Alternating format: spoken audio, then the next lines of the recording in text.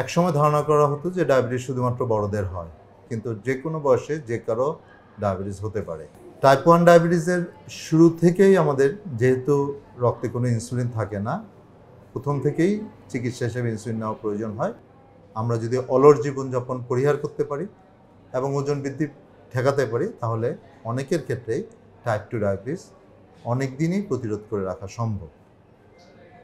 একবার হয়ে গেলে আমাদের চিকিৎসা করে ডায়াবেটিসটা নিয়ন্ত্রণ ভীষণ রকম জরুরি। যে কথাটা আমরা খুব কম আলোচনা করি সেটা হলো পুরুষদের পুরুষত্বহীনতা তৈরি হয়, মহিলাদের ক্ষেত্রে এই বিষয়টায় আগ্রহ কমে যায়, ফলে সংসারে নানা ধরনের তিক্ততা তৈরি হয়, নানা ধরনের সমস্যা তৈরি হয়, যেটা আমাদের পারিবারিক জীবনকে নানাভাবে প্রভাবিত করতে পারে। পায়ের যত্নের বিশেষ করে যে জুতাটা পরছি, অবশ্যই জুতা পরিধান করা উচিত, জুতা মাপমতো হওয়া উচিত। নরম চামড়ার জুতা হলে ভালো, কাপড়ের জুতা হলেও চলতে পারে।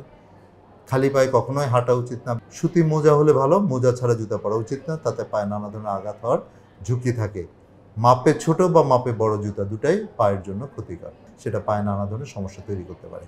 কাজে জুতা কেনার অভ্যাসটা আমাদের করা উচিত সন্ধ্যার দিকে বা রাতের দিকে। অবশ্যই নীল কাটার দিয়ে নখ কাটা ভালো, এবং নখটা একটু বড় করে সোজা করে কাটবেন যাতে পায়ের গোড়ার মাংস কেটে না যায়। ডায়াবেটিস কত থাকা লাগবে এটা নিয়ে আমাদের প্রায় প্রশ্ন শুনতে হয় বা আপনাদের জানা দরকার।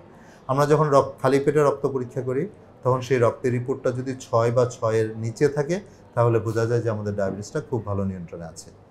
আর নাস্তা খাওয়ার 2 ঘন্টা পরে, অথবা দুপুরে খাবারের 2 ঘন্টা পরে, অথবা রাতে খাবারের 2 ঘন্টা পরে যদি রক্তের গ্লুকোজ পরীক্ষা করি, সেটা যদি 8 বা 8-এর নিচে থাকে, তাহলে আমরা বুঝতে পারবো যে আমাদের ডায়াবেটিসটা ভালো নিয়ন্ত্রণে আছে।